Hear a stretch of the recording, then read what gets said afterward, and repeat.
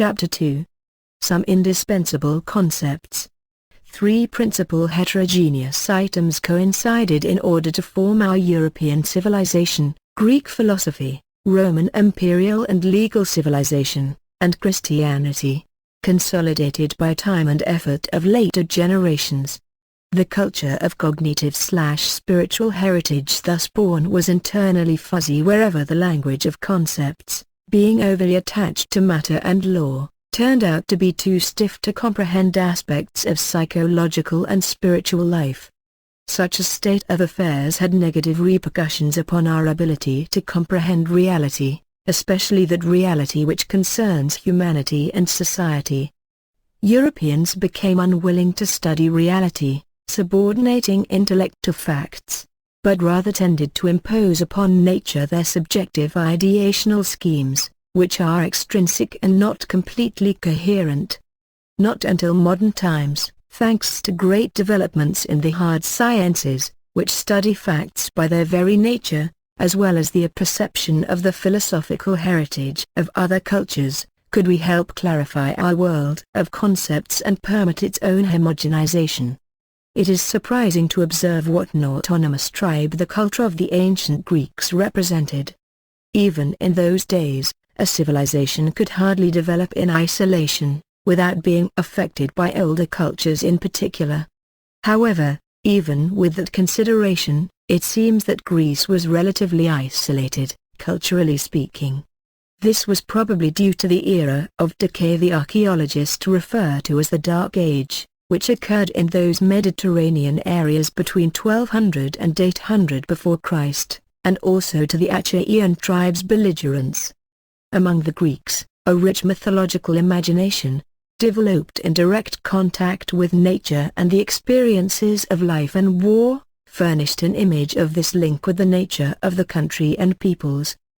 These conditions saw the birth of a literary tradition, and later of philosophical reflections searching for generalities, essential contents, and criteria of values.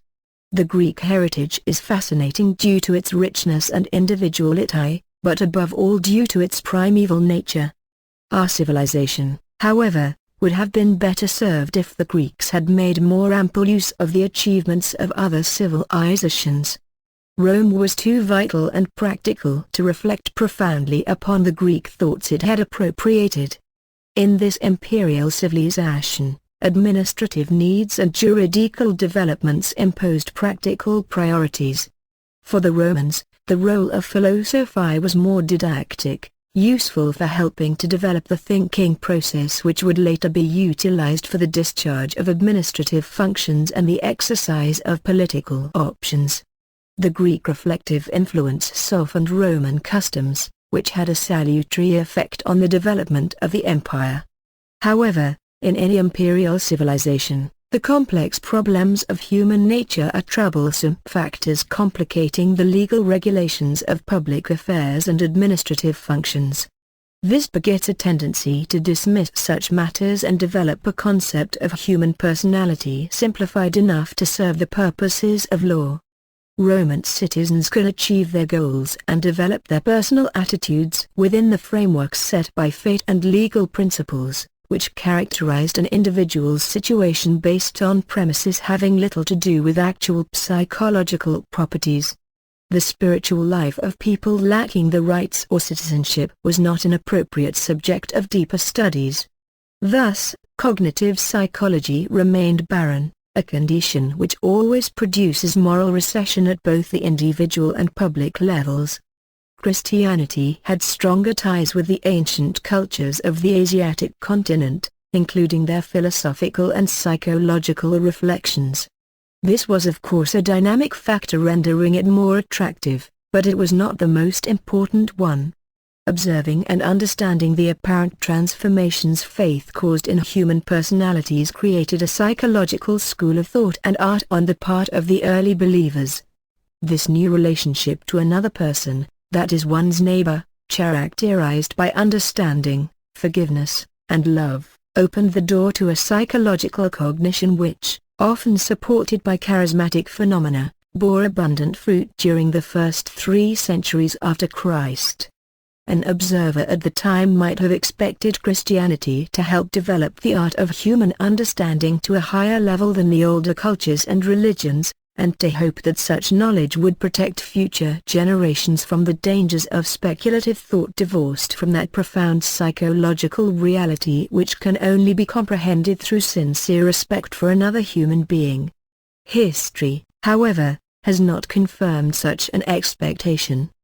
The symptoms of decay in sensitivity and psychological comprehension, as well as the Roman imperial tendency to impose extrinsic patterns upon human beings, can be observed as early as 350 AD. During later eras, Christianity passed through all those difficulties which result from insufficient psychological cognition of reality. Exhaustive studies on the historical reasons for suppressing the development of human cognition in our civilization would be an extremely useful endeavor. First of all, Christianity adapted the Greek heritage of philosophical thought and languages to its purposes. This made it possible to develop its own philosophy. But the primeval and materialistic traits of that language imposed certain limits which hampered communication between Christianity and other religious cultures for many centuries.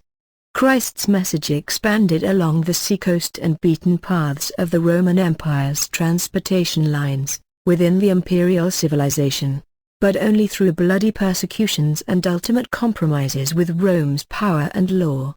Rome finally dealt with the threat by appropriating Christianity to its own purposes and, as a result, the Christian Church appropriated Roman organizational forms and adapted to existing social institutions. As a result of this unavoidable process of adaptation, Christianity inherited Roman habits of legal thinking, including its indifference to human nature and its variety. Two heterogeneous systems were thus linked together so permanently that later centuries forgot just how strange they actually were to each other. However, time and compromise did not eliminate the internal inconsistencies, and Roman influence divested Christianity of some of its profound primeval psychological knowledge. Christian tribes developing under different cultural conditions created forms so variegated that maintaining unity turned out to be an historical impossibility.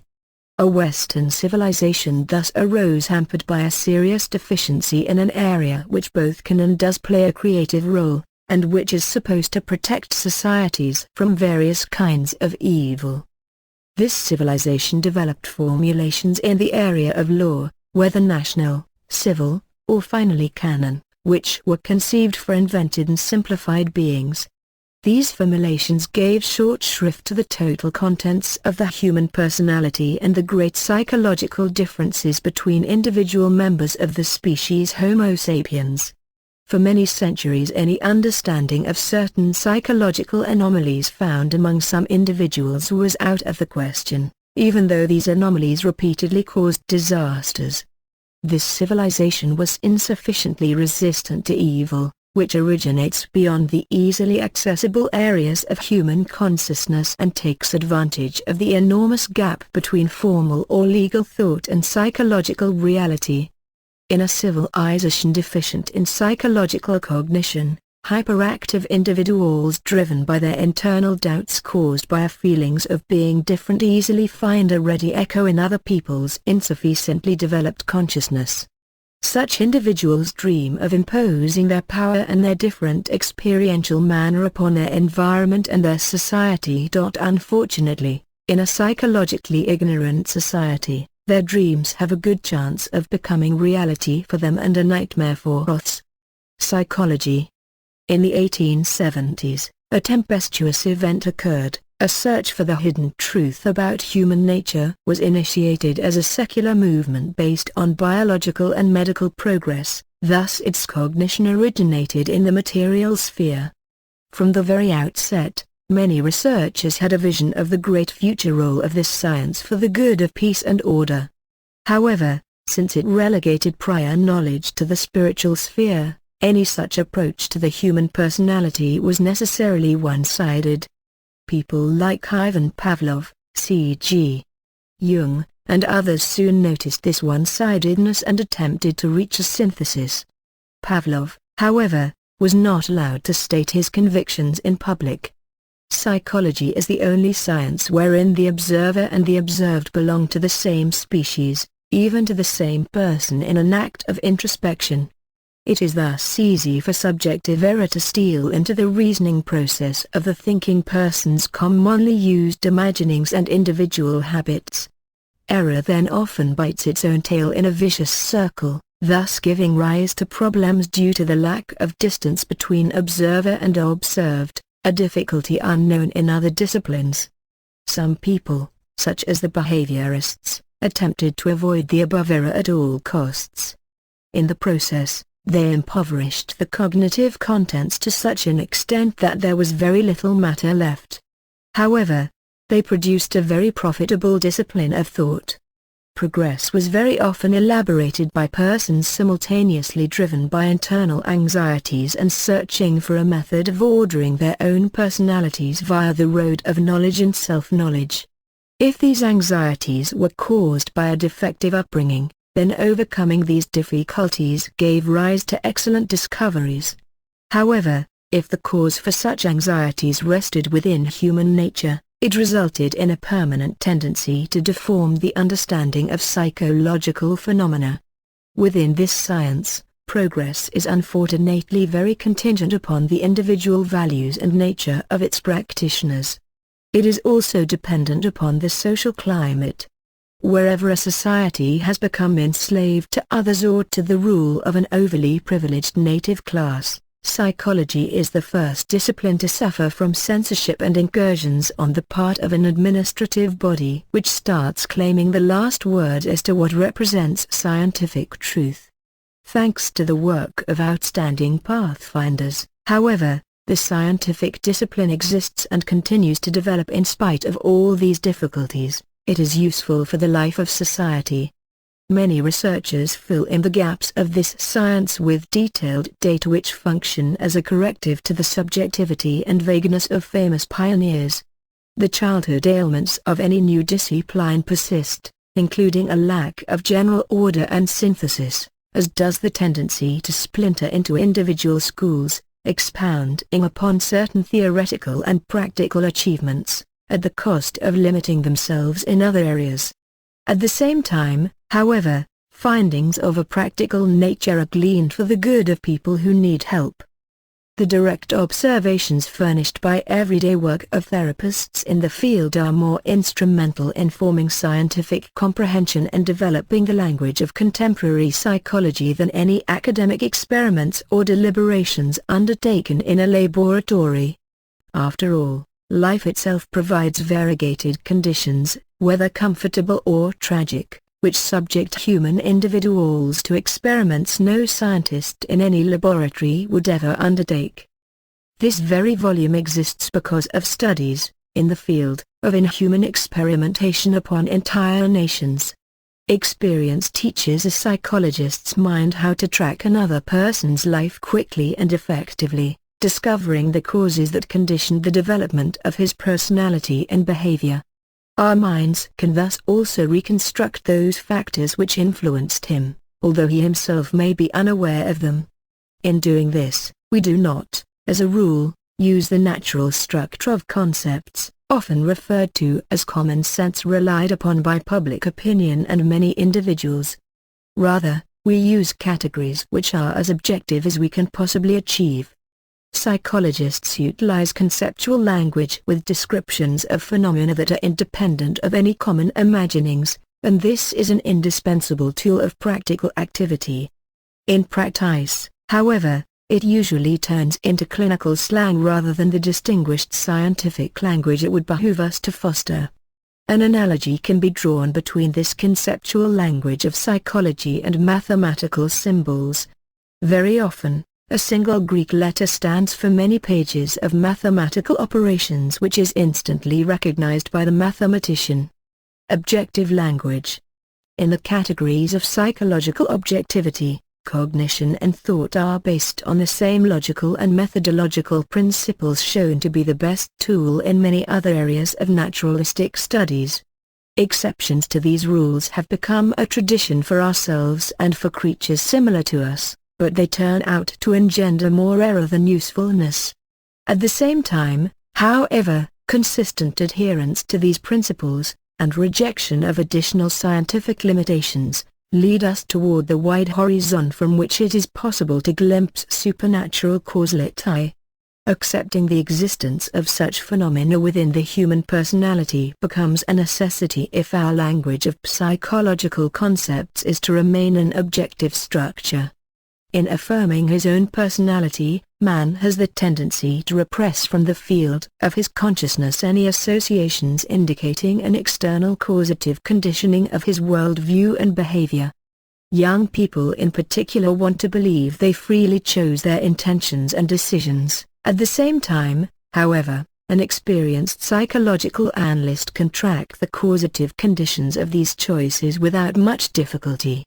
Much of this conditioning is hidden within our childhood. The memories may be receding into the distance, but we carry the results of our early experiences around with us throughout our lives. The better our understanding of the causality of the human personality, the stronger the impression that humanity is a part of nature and society, subject to dependencies we are ever better able to understand. Overcome by human nostalgia, we then wonder if there is really no room for a scope of freedom, for a pressure. The more progress we make in our art of understanding human causation, the better we are able to liberate the person who trusts us from the toxic effects of conditioning, which has unnecessarily constricted his freedom of proper comprehension and decision-making.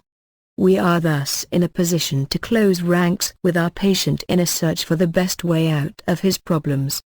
If we succumb to the temptation of using the natural structure of psychological concepts for this purpose, our advice to him would sound similar to the many non-productive pronouncements he has already heard and that never quite manage to really help him to become free of his problem.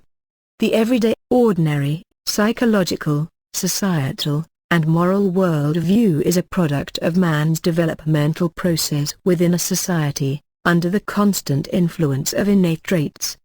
Among these innate traits are mankind's phylogenetically determined instinctive foundation, and the upbringing furnished by the family and the environment. No person can develop without being influenced by other people and their personalities, or by the values imbued by his civilization and his moral and religious traditions. That is why his natural worldview of humans can be neither sufficiently universal nor completely true. Differences among individuals and nations are the product of both inherited dispositions and the ontogenesis of personalities. It is thus significant that the main values of this human worldview of nature indicate basic similarities in spite of great divergences in time, race, and civilization. This worldview quite obviously derives from the nature of our species and the natural experience of human societies which have achieved a certain necessary level of civilization. Refinements based on literary values or philosophical and moral reflections do show differences, but, generally speaking, they tend to bring together the natural conceptual languages of various civilizations and eras. People with a humanistic education may therefore get the impression that they have achieved wisdom. We shall also continue to respect the wisdom of that common sense derived from life experience and reflections thereon. However, a conscientious psychologist must ask the following questions, even if the natural worldview has been refined. Does it mirror reality with sufficient reliability? Or does it only mirror our species' perception? To what extent can we depend upon it as a basis for decision-making in the individual, societal and political spheres of life? Experience teaches us, first of all, that this natural worldview has permanent and characteristic tendencies toward deformation dictated by our instinctive and emotional features. Secondly, our work exposes us to many phenomena which cannot be understood nor described by natural language alone. An objective scientific language able to analyze the essence of a phenomenon thus becomes an indispensable tool. It has also shown itself to be similarly indispensable for an understanding of the questions presented within this book. Now, having laid the groundwork, let us attempt a listing of the most important reality-deforming tendencies and other insufficiencies of the natural human worldview. Those emotional features which are a natural component of the human personality are never completely appropriate to the reality being experienced. This results both from our instinct and from our common errors of upbringing. That is why the best tradition of philosophical and religious thought have counseled subduing the emotions in order to achieve a more accurate view of reality. The natural worldview is also characterized by a similar, emotional, tendency to endow our opinions with moral judgment, often so negative as to represent outrage. This appeals to tendencies which are deeply rooted in human nature and societal customs. We easily extrapolate this method of comprehension onto manifestations of improper human behavior, which are, in fact, caused by minor psychological deficiencies. When another individual behaves in a way that we deem to be bad, we tend to make a judgment of negative intent rather than seeking to understand the psychological conditions that might be driving them, and convincing them that they are, in fact, behaving very properly.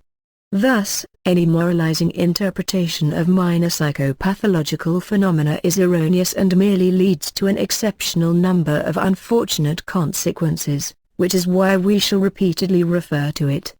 Another defect of the natural worldview is its lack of universality. In every society, a certain percentage of the people has developed a worldview a good deal different from that used by the majority. The causes of the aberrations are by no means qualitatively monolithic. We will be discussing them in greater detail in the 4th chapter. Another essential deficiency of the natural worldview is its limited scope of applicability.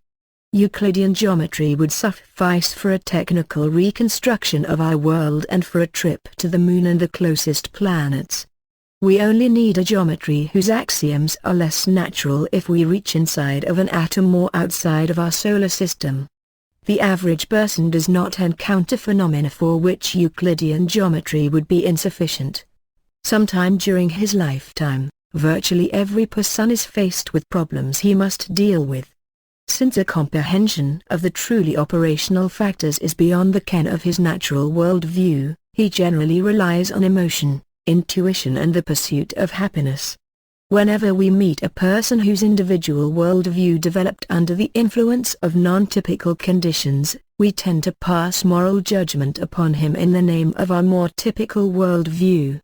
In short, whenever some unidentified psychopathological factor comes into play, the natural human worldview ceases to be applicable.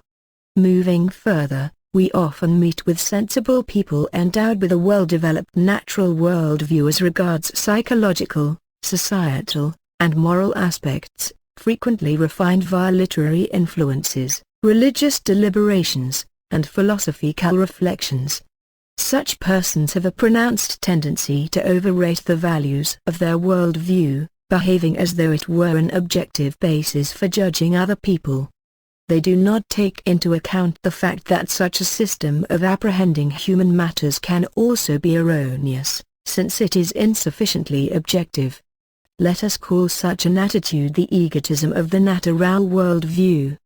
To date, it has been the least pernicious type of egotism, being merely an overestimation of that method of comprehension containing the eternal values of human experience. Today, however, the world is being jeopardized by a phenomenon which cannot be understood nor described by means of such a natural conceptual language. This kind of egotism thus becomes a dangerous factor stifling the possibility of objective counteractive measures. Developing and popularizing the objective psychological worldview could thus significantly expand the scope of dealing with evil, via sensible action and pinpointed countermeasures. The objective psychological language, based on mature philosophical criteria, must meet the requirements derived from its theoretical foundations, and meet the needs of individual and macrosocial practice. It should be evaluated fully on the basis of biological realities and constitute an extension of the analogous conceptual language elaborated by the older naturalistic sciences, particularly medicine.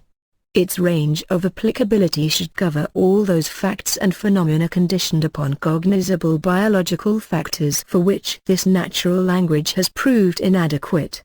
It should, within this framework, allow sufficient understanding of the contents, and varied causes, for the genesis of the above-mentioned deviant worldviews. Elaborating such a conceptual language, being far beyond the individual scope of any scientist, is a step-by-step affair. By means of the contribution of many researchers, it matures to the point when it could be organized under philosophical supervision in the light of above-mentioned foundations. Such a task would greatly contribute to the development of all humanistic and social sciences by liberating them from the limitations and erroneous tendencies imposed by the overly great influence of the natural language of psychological imagination, especially when combined with an excessive component of egotism. Most of the questions dealt with in this book are beyond the scope of applicability of the natural language. The 5th chapter shall deal with a macrosocial phenomenon which has rendered our traditional scientific language completely deceptive. Understanding these phenomena thus requires consistent separation from the habits of that method of thinking and the use of the most objective system of concepts possible. For this purpose, it proves necessary to develop the contents, organize them, and familiarize the readers with them as well.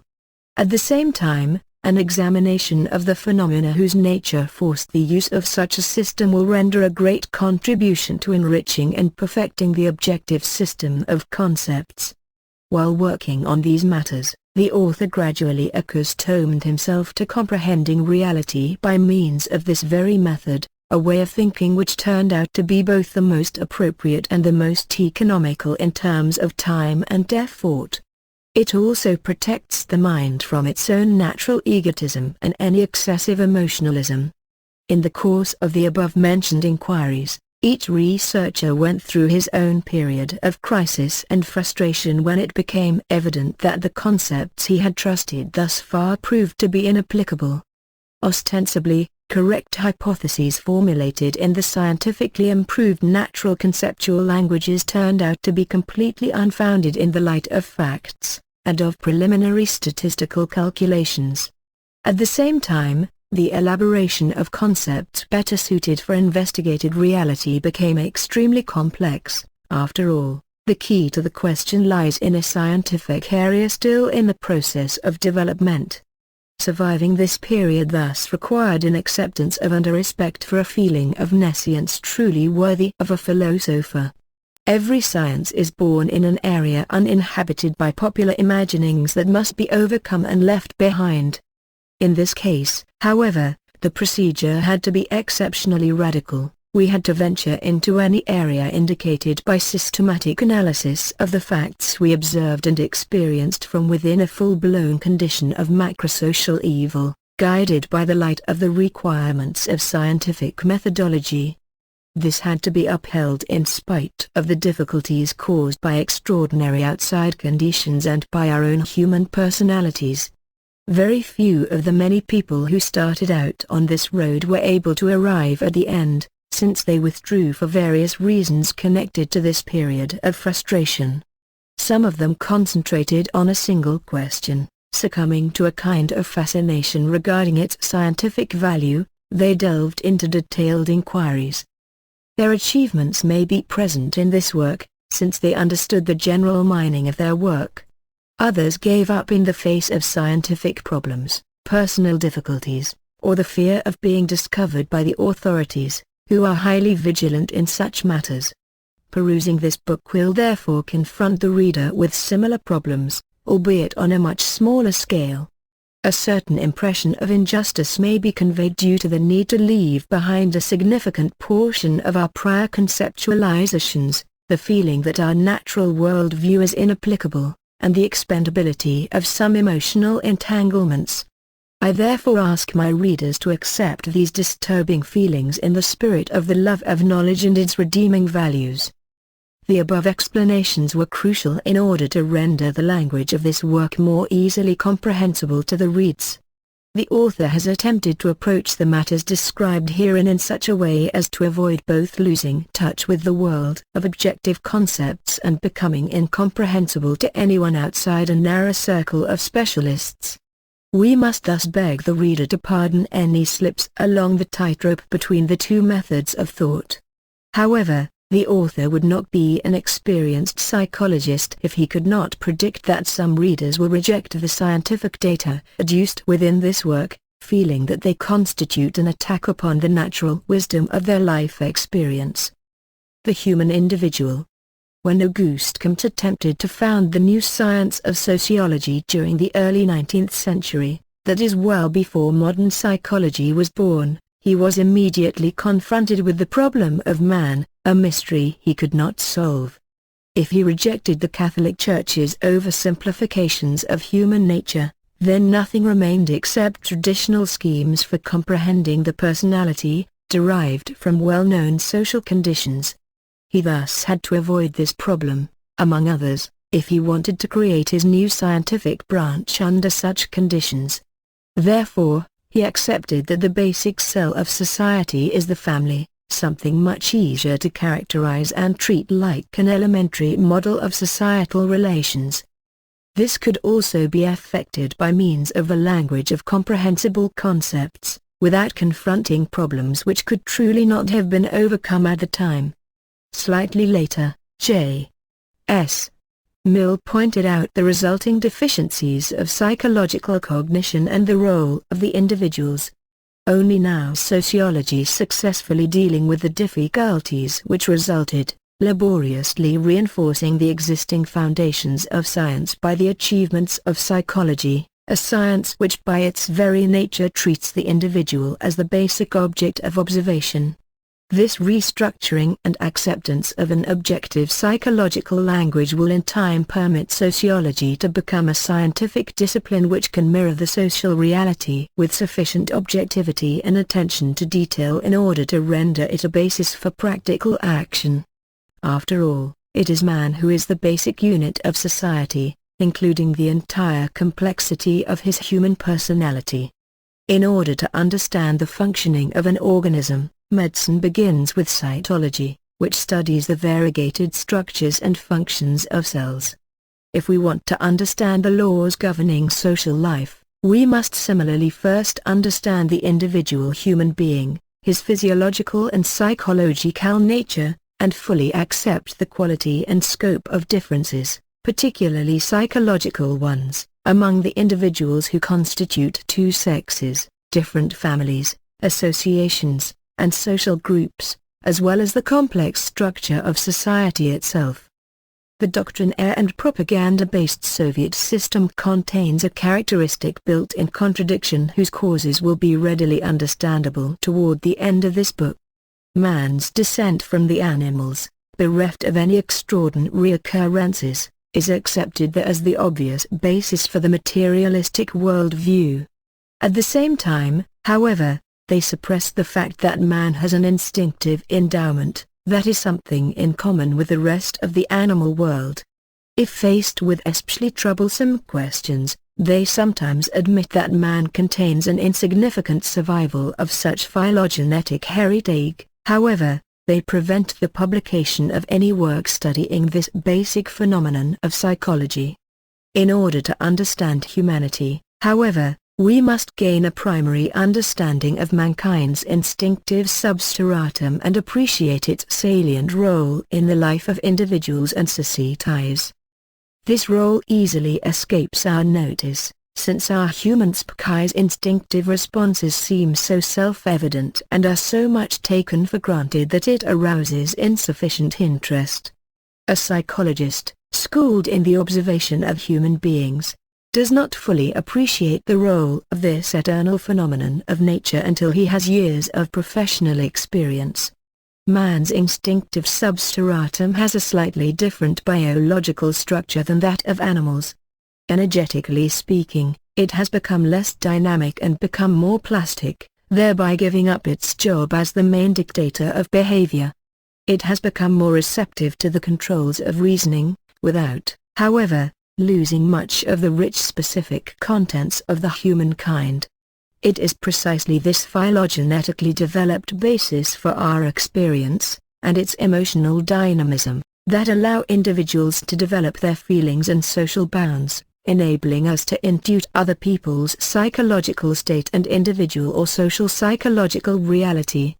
It is thus possible to perceive and understand human customs and moral values. From infancy, this substratum stimulates various activities aiming at the development of the mind's higher functions. In other words, our instinct is our first tutor, whom we carry inside all our lives. Proper child rearing is thus not limited to teaching a young person to control the overly violent reactions of his instinctual emotionalism. It also ought to teach him to appreciate the wisdom of nature contained in speaking through his instinctive endowment. This substratum contains millions of years' worth of psychological development that was the product of species life conditions, so it neither is nor can be a perfect creation. Our well-known weaknesses of human nature and errors in the natural perception and comprehension of reality have thus been conditioned on that phylogenetic level for millennia. The common substratum of psychology has made it possible for peoples throughout the centuries and civilizations to create concepts regarding human, social, and the moral matters which share significant similarities. Inter-epochal and intra-racial variations in this area are less striking than those differentiating persons whose instinctual human substratum is normal from those who are carriers of an instinctual biopsychological defect, though they are members of the same race and civilization. It shall behoove us to return to this latter question repeatedly, since it has taken on a crucial importance for the problems dealt with in this book. Man has lived in groups throughout his prehistory, so our species' instinctual substratum was shaped in this tie, thus conditioning our emotions as regards the meaning of existence. The need for an appropriate internal structure of commonality, and a striving to achieve a worthy role within that structure, are encoded at this very level. In the final analysis, our self-preservation instinct is rivaled by another feeling. The good of society demands that we make sacrifices, sometimes even the supreme sacrifice. At the same time, however, it is worth pointing out that if we love man, we love his human instinct above all. Our zeal to control anyone harmful to ourselves or our group is so primal in its near-reflex necessity as to leave no doubt that it is also encoded at the instinctual level. Our instinct, however, does not differentiate between behavior motivated by simple human failure and behavior performed by individuals with pathological aberrations. Quite the contrary, we instinctively tend to judge the latter more severely, hearkening to nature's striving to eliminate biologically or psychologically defective individuals.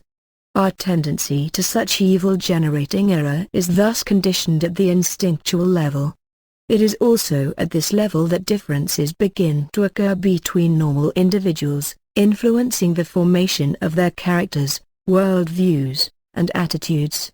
The primary differences are in the biopsychical dynamism of this substratum. Differences of content are secondary.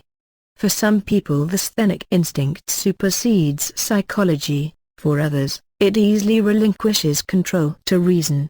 It also appears that some people have a somewhat richer and more subtle instinctual endowment than others. Significant deficiencies in this heritage nevertheless occur in only a tiny percentage of the human population, and we perceive this to be qualitatively pathological. We shall have to pay closer attention to such anomalies, since they participate in that pathogenesis of evil which we would like to understand more fully. A more subtle structure of effect is built upon our instinctual substratum, thanks to constant cooperation from the latter as well as familial and societal child-rearing practices. With time, this structure becomes a more easily observable component of our personality, within which it plays an integrative role. This higher effect is instrumental in linking us to society, which is why its correct development is a proper duty of pedagogues and constitutes one of the objects of a psychotherapist's efforts, if perceived to be abnormally formed. Both pedagogues and psychotherapists sometimes feel helpless if this process of formation was influenced by a defective instinctual substratum. Thanks to memory, that phenomenon never better described by psychology, but whose nature remains partly mysterious, man stores life experiences and purposely acquired knowledge. There are extensive individual variations in regard to this capacity, its quality, and its contents. A young person also looks at the world differently from an old man endowed with a good memory. People with a good memory and a great deal of knowledge have a greater tendency to reach for the written data of collective memory in order to supplement their own. This collective material constitutes the subject matter of the second psychological process, namely association. Our understanding of its characteristics is constantly improving, although we have not yet been able to shed sufficient light upon its nutrients. In spite of, or maybe thanks to, the value judgments contributed to this question by psychologists and psychoanalysts, it appears that achieving a satisfactory synthetic understanding of the associative processes will not be possible unless and until we humbly decide to cross the boundaries of purely scientific comprehension. Our reasoning faculties continue to develop throughout our entire active lives, thus, accurate judgmental abilities do not peak until our hair starts graying and the drive of instinct, emotion, and habit begins to abate. It is a collective product derived from an interaction between man and his environment, and from many generations' worth of creation and transmission. The environment may also have a destructive influence upon the development of our reasoning faculties. In its environment in particular, the human mind is contaminated by conversive thinking, which is the most common anomaly in this process. It is for this reason that the proper development of mind requires periods of solitary reflection on occasion. Man has also developed a psychological function not found among animals. Only man can apprehend a certain quantity of material or abstract imaginings within his field of attention, inspecting them internally in order to effect further operations of the mind upon this material. This enables us to confront facts, effect constructive and technical operations, and predict future results. If the facts subjected to internal projection and inspection deal with man's own personality, man performs an act of introspection essential for monitoring the state of a human personality and the meaning of his own behavior. This act of internal projection and inspection complements our consciousness. It characterizes no species other than the human. However, there is exceptionally wide divergence among individuals regarding the capacity for such mental acts. The efficiency of this mental function shows a somewhat low statistical correlation with general intelligence. Thus, if we speak of man's general intelligence, we must take into account both its internal structure and the individual differences occurring at every level of this structure. The substratum of our intelligence, after all, contains nature's instinctual heritage of wisdom and error, giving rise to the basic intelligence of life experience. Superimposed upon this construct, thanks to memory and the associative capacity, is our ability to effect complex operations of thought, crowned by the act of internal projection, and to constantly improve their correctness. We are variously endowed with these capabilities, which makes for a mosaic of individually variegated talents.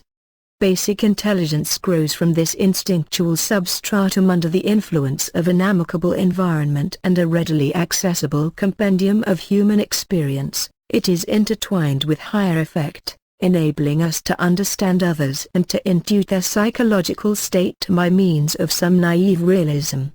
This conditions the development of moral reason.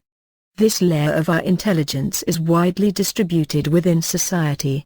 The overwhelming majority of people have it, which is why we can so often admire the tact, the intuition, of social relationships, and sensible morality of people whose intellectual gifts are only average. We also see people with an outstanding intellect who lack these very natural values. As is the case with deficiencies in the instinctual substratum, The deficits of this basic structure of our intelligence frequently take on features we perceive as pathological. The distribution of human intellectual capacity within societies is completely different, and its amplitude has the greatest scope. Highly gifted people constitute a tiny percentage of each population, and those with the highest quotient of intelligence constitute only a few per thousand. In spite of this, however, the latter play such a significant role in collective life that any society attempting to prevent them from fulfilling their duty does so at its own peril. At the same time, individuals barely able to master simple arithmetic and the art of writing are, in the majority, normal people whose basic intelligence is often entirely adequate. It is a universal law of nature that the higher a given species' psychological organization, the greater the psychological differences among individual units. Man is the most highly organized species, hence, these variations are the greatest. Both qualitatively and quantitatively, psychological differences occur in all structures of the human personality dealt with here, albeit in terms of necessary oversimplification. Profound psychological variegations may strike some as an injustice of nature, but they are her right and have meaning. Nature's seeming injustice, alluded to above, is, in fact, a great gift to humanity, enabling human societies to develop their complex structures and to be highly creative at both the individual and collective level. Thanks to psychological variety, the creative potential of any society is many times higher than it could possibly be if our species were psychologically more homogeneous. Thanks to these variations, the societal structure implicit within can also develop. The fate of human societies depends upon the proper adjustment of individuals within this structure and upon the manner in which innate variations of talents are utilized. Our experience teaches us that psychological differences among people are the cause of misunderstandings and problems. We can overcome these problems only if we accept psychological differences as a law of nature and appreciate their creative value. This would also enable us to gain an objective comprehension of man and human societies. Unfortunately, it would also teach us that equality under the law is inequality under the law of nature. If we observe our human personality by consistently tracking psychological causation within, if we are able to exhaust the question to a sufficient degree, we shall come ever closer to phenomena whose biopsychological energy is very low, which begin to manifest themselves to us with certain characteristic subtlety. Discovering this phenomenon, we then attempt to track our associations, particularly because we have exhausted the available analytical platform. Finally, we must admit to noticing something within us which is a result of suprasensory causation. This path may be the most laborious of all, but it will nevertheless lead to the most material certainty regarding the existence of what all the major religious systems talk about. Attaining some small piece of truth via this path brings us to respect for some of the teachings of the ancients regarding the existence of something beyond the material universe. If we thus wish to understand mankind, man as whole, without abandoning the laws of thought required by the objective language, we are finally forced to accept this reality, which is within each of us, whether normal or not, whether we have accepted it because we have been brought up that way, or have achieved such gnosis on our own, or whether we have rejected it for reasons of materialism or science. After all, invariably, when we analyze negative psychological attitudes, we always discern an affirmation which has been repressed from the field of consciousness. As a consequence, the constant subconscious effort of denying concepts about existing things engenders a zeal to eliminate them in other people. Trustfully opening our mind to perception of this reality is thus indispensable for someone whose duty is to understand other people, and is advisable for everyone else as well. Thanks to this, our mind is rendered free of internal tensions and stresses and can be liberated from its tendency to select and substitute information, including those areas which are more easily accessible to naturalistic comprehension. The human personality is unstable by its very nature, and a lifelong evolutionary process is the normal state of affairs. Some political and religious systems advocate slowing down this process or achieving excessive stability in our personalities, but these are unhealthy states from the point of view of psychology. If the evolution of a human personality or worldview becomes frozen long and deeply enough, the condition enters the realm of psychopathology. The process of personality transformation reveals its meaning thanks to its own creative nature, which is based on the conscious acceptance of this creative changing as the natural course of events. Our personalities also pass through temporary destructive periods as a result of various life events, especially if we undergo suffering or meet with situations or circumstances which are at variance with our prior experiences and imaginings. These so-called disintegrative stages are often unpleasant, although not necessarily so. A good dramatic work, for instance, enables us to experience a disintegrative state, simultaneously calming down the unpleasant components and furnishing creative ideas for a renewed reintegration of our own personalities.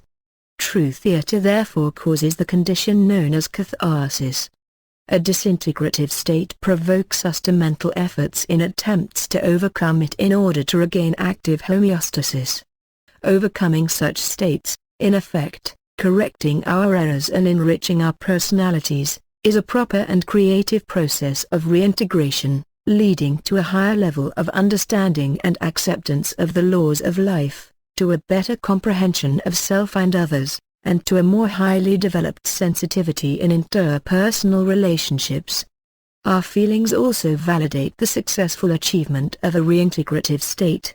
The unpleasant conditions we have survived are endowed with meaning. Thus, the experience renders us better prepared to confront the next disintegrative situation. If, however, we have proved unable to master the problems which occurred because our reflexes were too quick to repress and substitute the uncomfortable material from our consciousness, or for some similar reason, our personality undergoes retroactive egotization, but it is not free of the sensation of failure. The results are devolutionary. The person becomes more difficult to get along with. If we cannot overcome such a disintegrative state because the causative circumstances were overpowering or because we lacked the information essential for constructive use, our organism reacts with a neurotic condition. The diagram of the human personality presented herein, summarized and simplified for reasons of necessity, makes us aware of how complex human beings are in their structure, their changes, and their mental and spiritual lives. If we wish to create social sciences whose descriptions of our reality would be capable of enabling us to rely on them in practice, we must accept this complexity and make certain that it is sufficiently respected. Any attempt to substitute this basic knowledge with the help of oversimplifying schemes leads to loss of that indispensable convergence between our reasoning and the reality we are observing. It behooves us to re-emphasize that using our natural language of psychological imaginations for this purpose cannot be a substitute for objective premises. Similarly, it is extremely difficult for a psychologist to believe in the value of any social ideology based on simplified or even naive psychological premises. This applies to any ideology which attempts to oversimplify psychological reality, whether it be one utilized by a totalitarian system or, unfortunately, by democracy as well. People are different. Whatever is qualitatively different and remains in a state of permanent evolution cannot be equal. The above-mentioned statements about human nature apply to normal people, with a few exceptions. However, each society on Earth contains a certain percentage of individuals, a relatively small but active minority, who cannot be considered normal. We emphasize that here we are dealing with qualitative, not statistical, abnormality. Outstandingly intelligent persons are statistically abnormal, but they can be quite normal members of society from the qualitative point of view. We are going to be looking at individuals that are statistically small in number. but whose quality of difference is such that it can affect hundreds, thousands, even millions of other human beings in negative ways. The individuals we wish to consider are people who reveal morbid phenomena, and in whom mental deviations and anomalies of various qualities and intensities can be observed.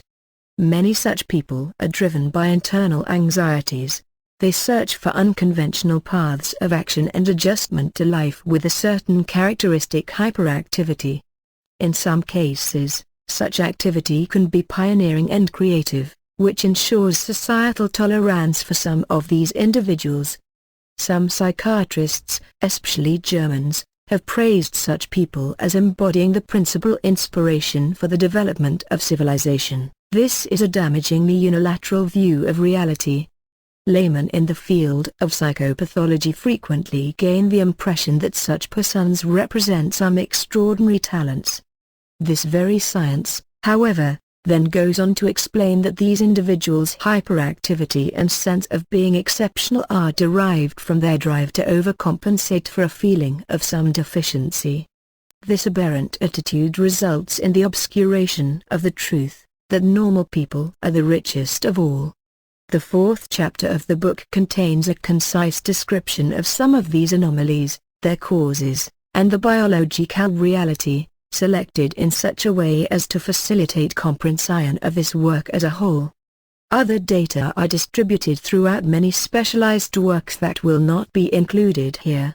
However, we must consider the overall shape of our knowledge in this area, which is so basic to our understanding of, and practical solutions to, many difficult problems of social life, is unsatisfactory. Many scientists treat this area of science as being peripheral, others consider it thankless because it easily leads to misunderstandings with other specialists. As a consequence, various concepts and various semantic conventions emerge, and the totality of knowledge in this science is still characterized by an excessively descriptive nature. This book therefore encompasses efforts whose purpose was to bring to light the causative aspects of the descriptively known phenomena.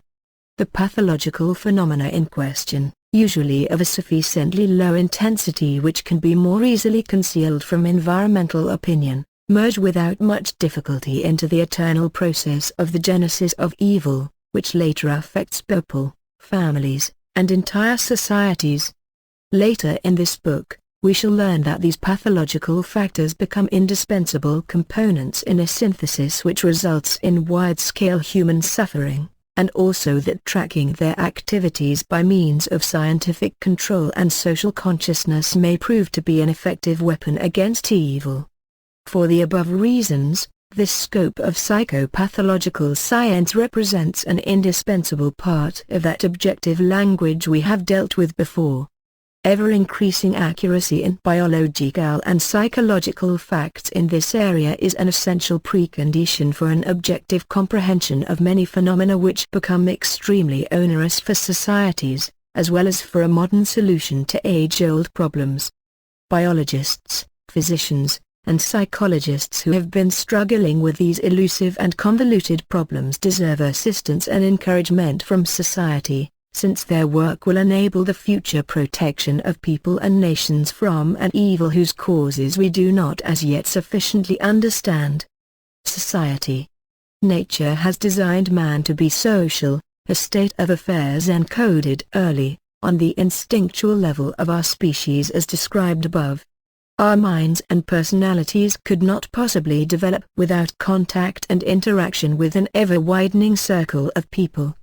Our mind receives input from others, whether consciously or unconsciously, in regard to matters of emotional and mental life, tradition and thought, by means of resonance sensitivity, identification, imitation, and by exchange of ideas, and permanent rules. The material we obtain in these ways is then transformed by our psyche in order to create a new human personality, one we call our own. However, our existence is contingent upon necessary links with those who lived before, those who presently make up our society, and those who shall exist in the future. Our existence only assumes meaning as a function of societal bonds, Hedonistic isolation causes us to lose ourselves. It is man's fate to actively cooperate in giving shape to the fate of society by two principal means, forming his individual and family life within it, and becoming active in the sum total of social affairs based on his, hopefully sufficient, comprehension of what needs to be done, what ought to be done, and whether or not he can do it. This requires an individual to develop two somewhat overlapping areas of knowledge about things. His life depends on the quality of this development, as does his nation and humanity as a whole. If, say, we observe a beehive with a painter's eye, we see what looks like a crowding throng of insects linked by their species similarity. A beekeeper, however, tracks complicated laws encoded in every insect's instinct and in the collective instinct of the hive as well, that helps him understand how to cooperate with the laws of nature governing apiary society. The beehive is a higher-order organism, no individual bee can exist without it, and thus it submits to the absolute nature of its laws. If we observe the throngs of people crowding the streets of some great human metropolis, we see what looks like individuals driven by their business and problems, pursuing some crumb of happiness. However, such an oversimplification of reality causes us to disregard the laws of social life which existed long before the metropolis ever did, and which will continue to exist long after huge cities are emptied of people and purpose. Loners in a crowd have a difficult time accepting that reality, which, for them, exists in only potential form, although they cannot perceive it directly.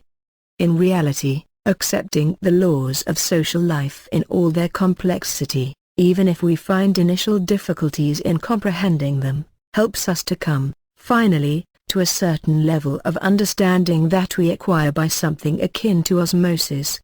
Thanks to this comprehension, or even just an instinctive intuition of such laws, an individual is able to reach his goals and mature his personality in action. Thanks to sufficient intuition and comprehension of these conditions, a society is able to progress culturally and economically and to achieve political maturity. The more we progress in this understanding, the more social doctrines strike us as primitive and psychologically naive, especially those based on the thoughts of thinkers living during the 18th and 19th centuries which were characterized by a dearth of psychological perception. The suggestive nature of these doctrines derives from their oversimplification of reality, something easily adapted and used in political propaganda. These doctrines and ideologies show their basic faults, in regard to the understanding of human personalities and differences among people, or rather clearly if viewed in the light of our natural language of psychological concepts, and even more so in the light of objective language. A psychologist's view of society, even if based only on professional experience, always places the human individual in the foreground. It then widens the perspective to include small groups, such as families, and finally societies and humanity as a whole. We must then accept from the outset that an individual's fate is significantly dependent upon circumstance. When we gradually increase the scope of our observations, we also gain a greater pictorial specificity of causative links, and statistical data assume ever greater stability. In order to describe the interdependence between someone's fate and personality, and the state of development of society, we must study the entire body of information collected in this area to date, adding a new work written in objective language. Herein I shall adduce only a few examples of such reasoning in order to open the door to questions presented in later chapters.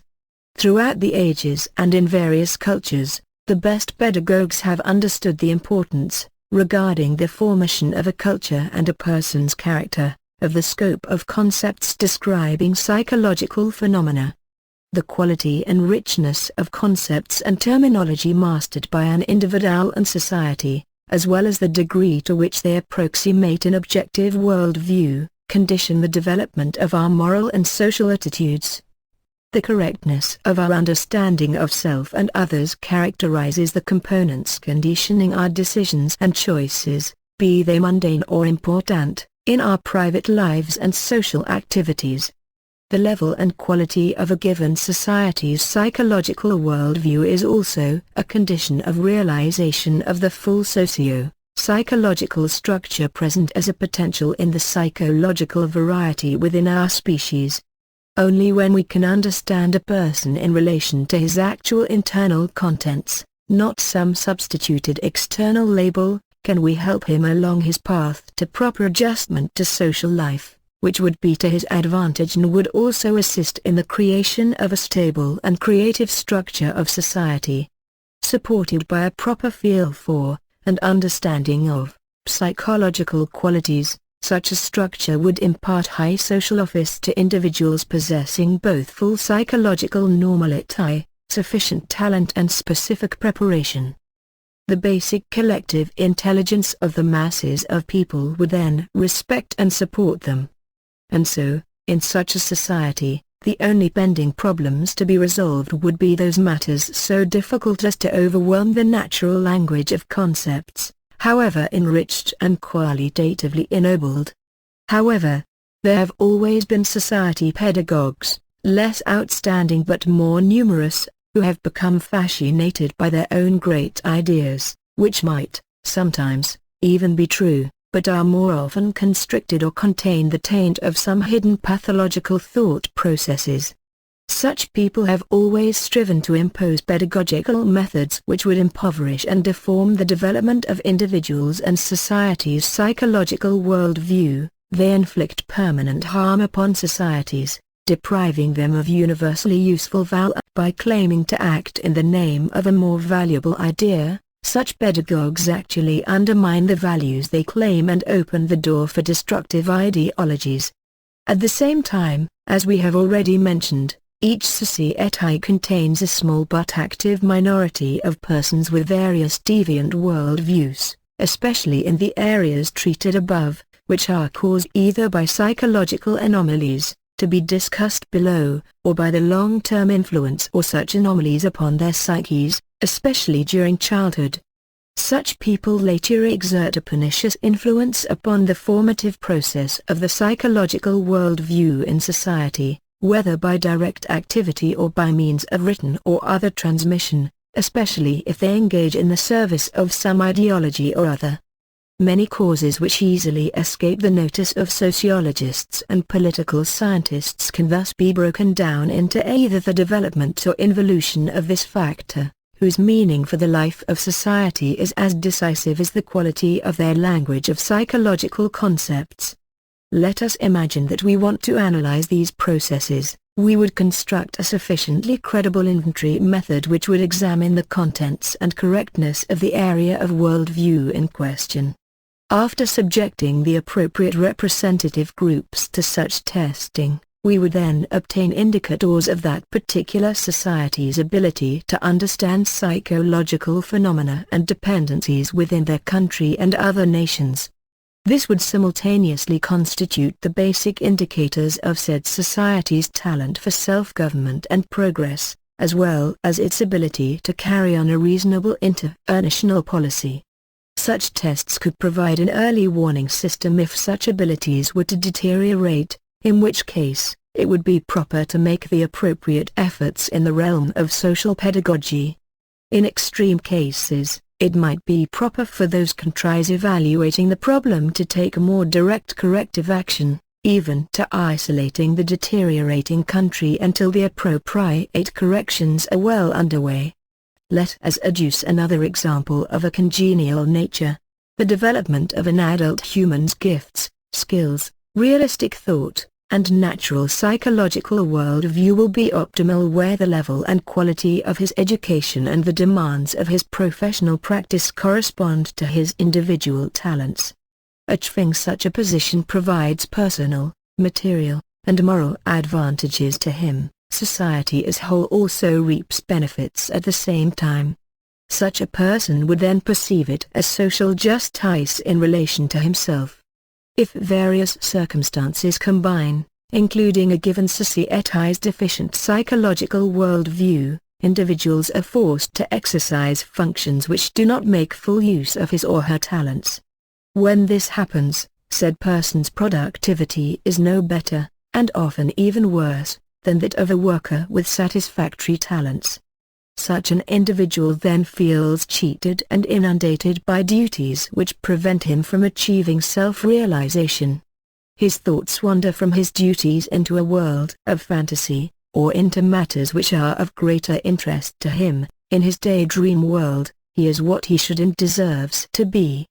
Such a person always knows if his social and professional adjustment has taken a downward direction. At the same time, however, if he fails to develop a healthy critical faculty concerning the upper limits of his own talents, his daydreams may fix on an unfair world where all you need is power. Revolutionary and radical ideas find fertile soil among such people in downward social adaptations. It is in society's best interest to correct such conditions not only for better productivity, but to avoid tragedies. Another type of individual, on the other hand, may achieve an important post because they belong to privileged social groups or organizations in power while their talents and skills are not sufficient for their duties, especially the more difficult problems. Such persons then avoid the problematic and dedicate themselves to minor matters quite ostentatiously. A component of histrionics who appears in their conduct and tests indicate that their correctness of reasoning progressively deteriorates after only a few years' worth of such activities. In the face of increasing pressures to perform at a level unattainable for them, and in fear of being discovered as incompetent, they begin to direct attacks against anyone with greater talent or skill, removing them from appropriate posts and playing an active role in degrading their social and professional adjustment.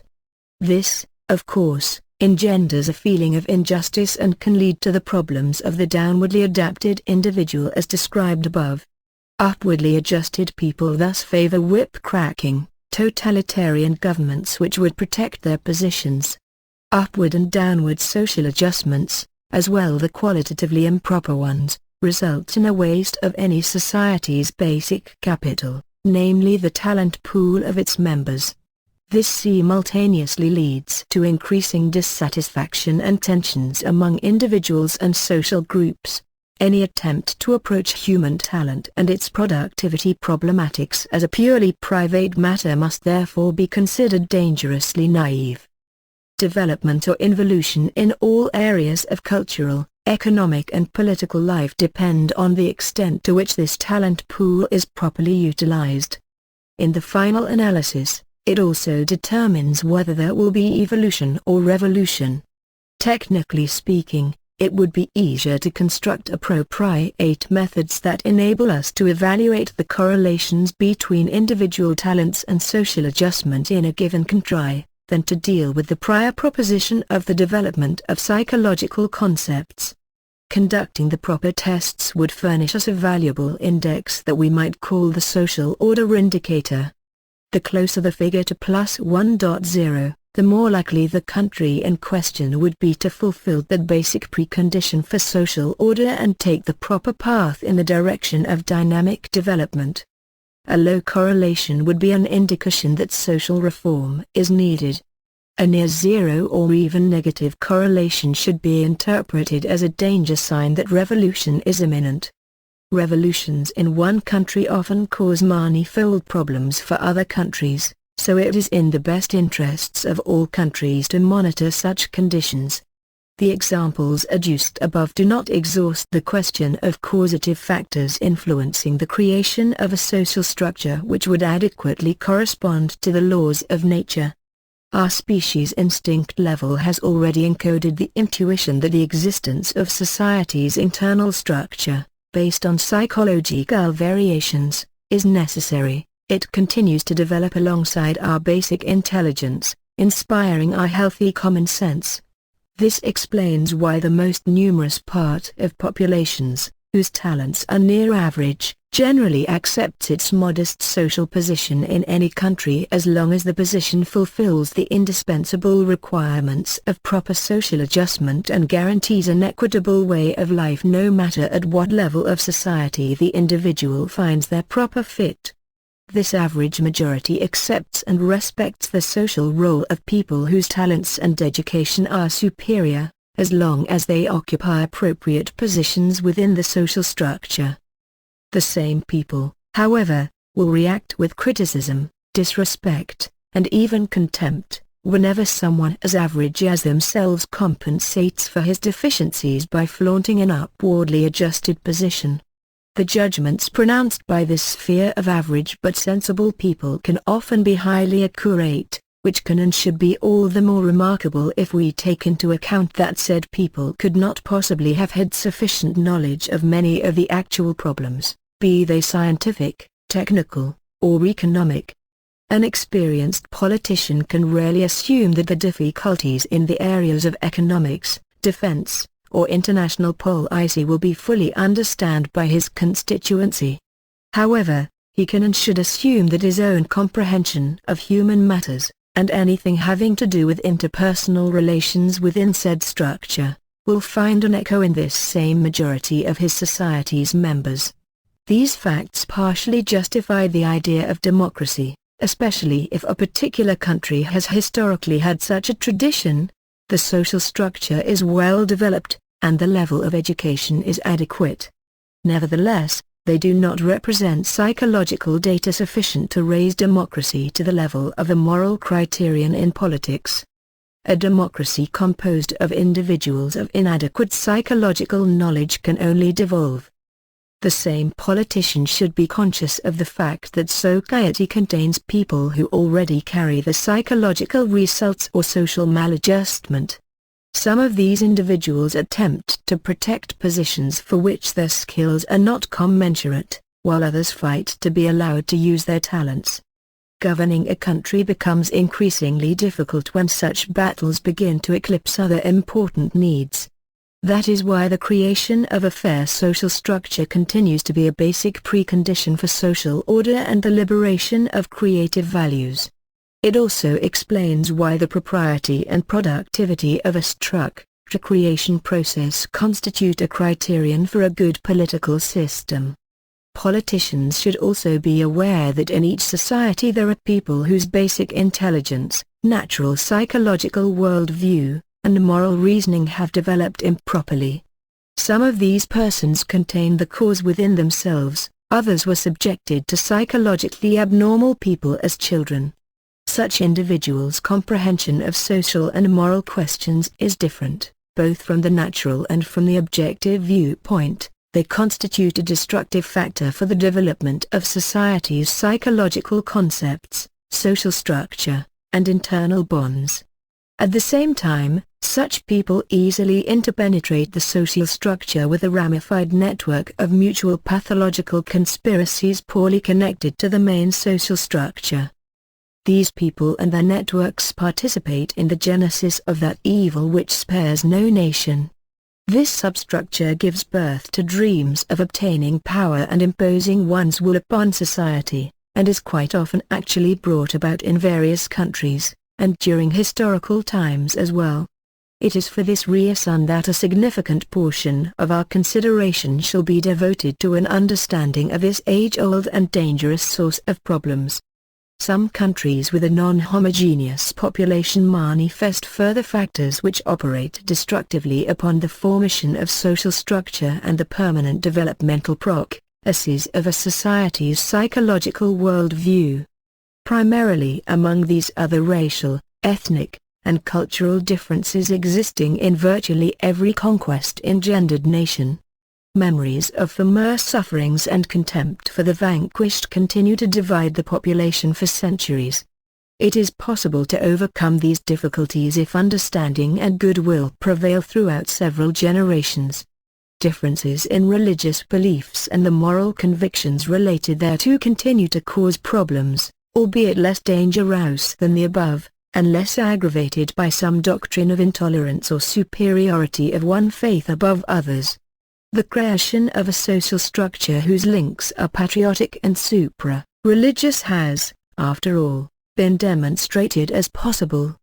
All these difficulties become extremely destructive if a social or religious group, in keeping with its doctrine, demands that its members be accorded positions which are in fact upward adjusted with relation to these people's true talents.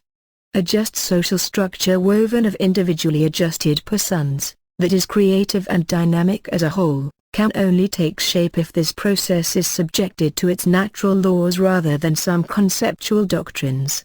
It benefits society as a whole for each individual to be able to find his own way to self-realization with assistance from a society which understands these laws, individual interests and the common good. One obstacle to the development of a society's psychological worldview, the building of a healthy societal structure, and the institution of proper forms for governing the nation, would appear to be the enormous populations and vast distances of giant countries. It is just precisely these nations which give rise to the greatest ethnic and cultural variations. In a vast spreading land containing hundreds of millions of people, individuals lack the support of a familiar homeland and feel powerless to exert an effect upon matters of high politics. The structure of society becomes lost in wide open spaces. What remains is narrow, generally familial, links. At the same time, governing such a country creates its own unavoidable problems. Giants suffer from what could be called permanent macropathy, giant sickness, since the principal authorities are far away from any individual or local matters. The main symptom is the proliferation of regulations required for administration. They may appear proper in the capital but are often meaningless in outlying districts or when applied to individual matters. Officials are forced to follow regulations blindly. The scope of using their human reason and differentiating real situations becomes very narrow indeed. Such behavioral procedures have an impact upon the society, which also starts to think regulations instead of practical and psychological reality. The psychological worldview, which constitutes the basic factor in cultural development and activates social life, thus becomes involuted.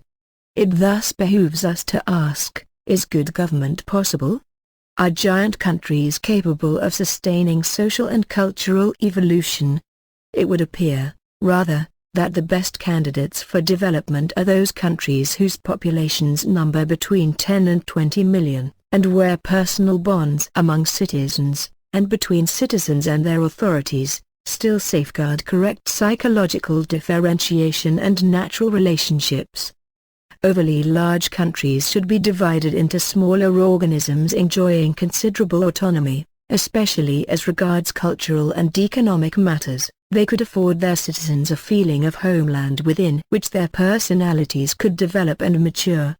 If someone asked me what should be done to heal the United States of America, a country which manifests symptoms of macropathy, inter alia, I would advise subdividing that vast nation into 13 states just like the original ones, except correspondingly larger and with more natural boundaries.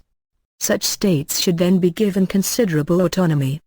That would afford citizens a feeling of homeland, albeit a smaller one, and liberate the motivations of local patriotism and rivalry among such states. This would, in turn, facilitate solutions to other problems with a different origin. Society is not an organism subordinating every cell to the good of the whole, neither is it a colony of insects, where the collective instinct acts like a dictator. However, it should also avoid being a compendium of egocentric individuals linked purely by economic interests and legal and formal organizations. Any society is a socio-psychological structure woven of individuals whose psychological organization is the highest, and thus the most variegated. A significant scope of man's individual freedom derives from this state of affairs and subsists in an extremely complicated relationship to his manifold psychological dependencies and duties, with regard to this collective whole. Isolating an individual's personal interest as if it were at war with collective interests is pure speculation which radically oversimplifies real conditions instead of tracking their complex nature. Asking questions based on such schemes is logically defective, since it contains erroneous suggestions. In reality, many ostensibly contradictory interests, such as individual versus collective or those of various social groups and substructures, could be reconciled if we could be guided by a sufficiently penetrating understanding of the good of man in society, and if we could overcome the operations of emotions as well as some more or less primitive doctrines. Such reconciliation, however, requires transferring the human and social problems in question to a higher level of understanding and acceptance of the natural laws of life. At this level, even the most difficult problems turn out to have a solution, since they invariably derive from the same insidious operations of psychopathological phenomena.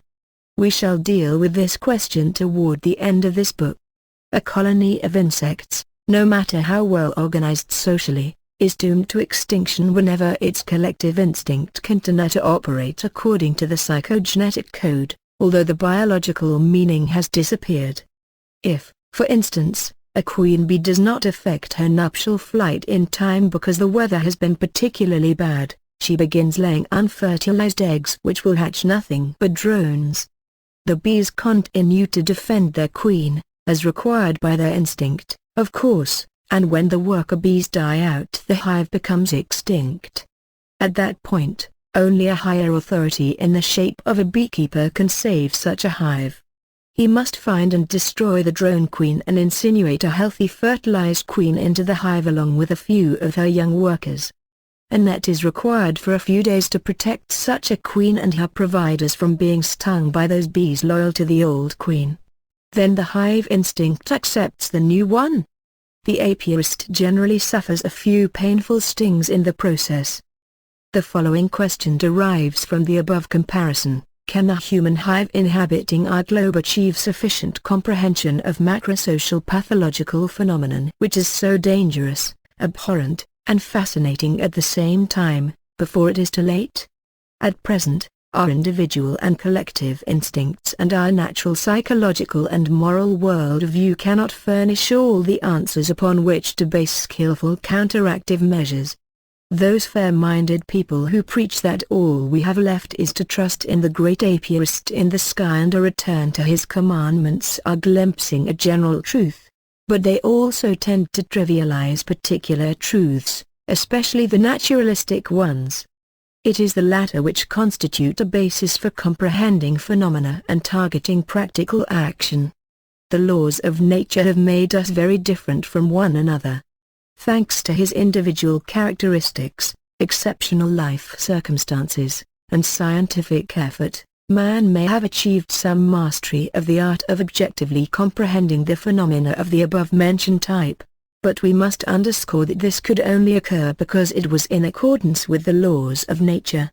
If societies and their wise people are able to accept an objective understanding of social and sociopathological phenomena, overcoming the emotionalism and egotism of the natural world view for this purpose, they shall find a means of action based on an understanding of the essence of the phenomena.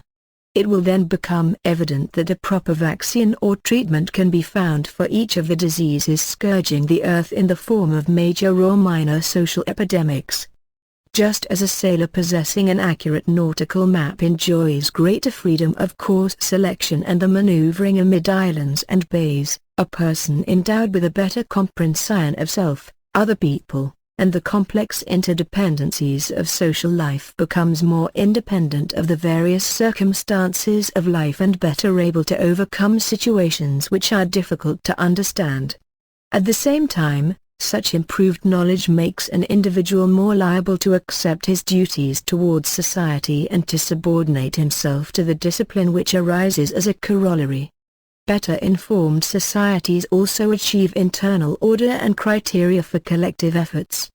This book is dedicated to reinforcing this knowledge by means of a naturalistic understanding of phenomena, something heretofore comprehended only by means of excessively moralistic categories of the natural world view.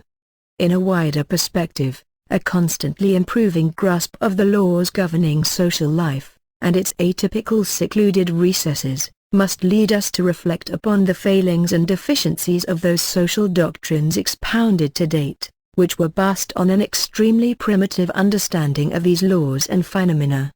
The distance is not far between such considerations and a better understanding of the operations of these dependent kais in former and existing social systems. The same applies to substantive critiques thereof. A new idea is about to be born based upon this ever-deepening comprehension of natural laws, namely the building of a new social system for nations. Such a system would be better than any of its predecessors. Building it is possible and necessary, not just some vague futuristic vision.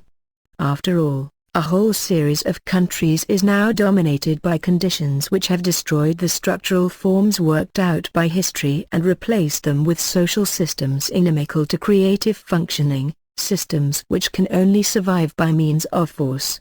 We are thus confronted with a great construction project demanding wide-ranging and well-organized work. The earlier we undertake the job, the more time we will have to carry it out.